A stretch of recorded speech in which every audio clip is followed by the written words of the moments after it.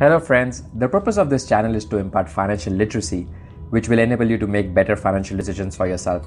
We regularly upload new videos on personal finance, so please don't forget to like and subscribe to our channel to become financially strong and independent.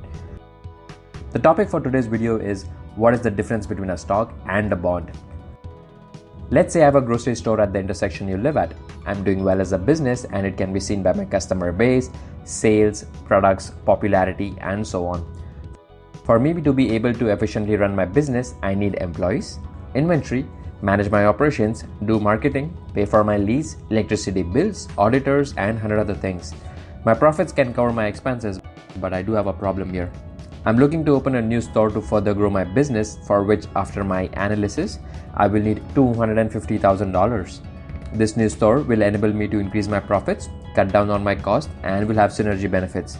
Since I don't have the money, I ask help from my friends. Most of my friends have a desk job and are not able to put aside such a large amount of money. Therefore, I decide to go to the general public to help me with my business. But before I spread the news that I need capital to expand, I need to think what I can offer them in return, because obviously they won't lend money for free. They must be compensated.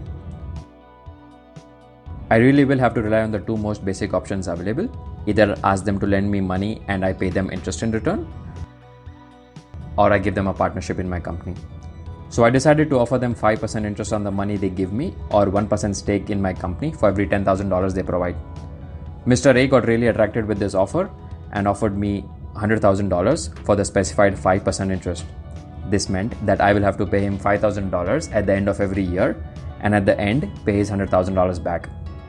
Also, Mr. B approached me saying, I like your business. Here is the remaining $150,000 and give me the equivalent 15% stake in your company.